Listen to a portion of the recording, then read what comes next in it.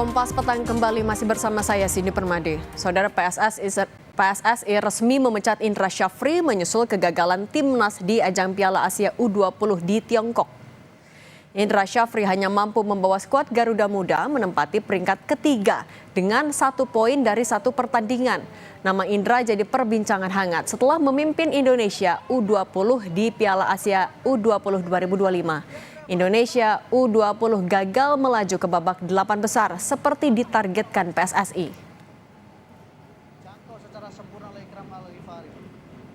Setelah melakukan evaluasi, kami di PSSI memutuskan untuk melepas Coach Indra Syafri sebagai pelatih kepala timnas U20.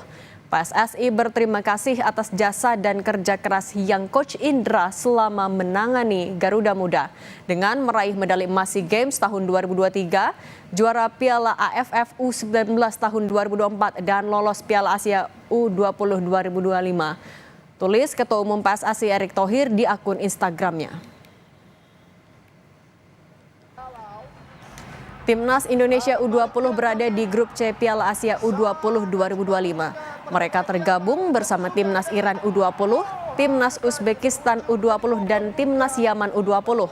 Di laga pertama, Indonesia langsung digebuk Iran dengan skor 0-3. Di pertandingan kedua, Garuda Muda ditekuk 1-3 oleh Uzbekistan. Baru di laga ketiga, Indonesia bisa memetik hasil lebih positif. Mereka menahan imbang Yaman 0-0. Timnas Indonesia U20 akhirnya tersingkir setelah 2 laga.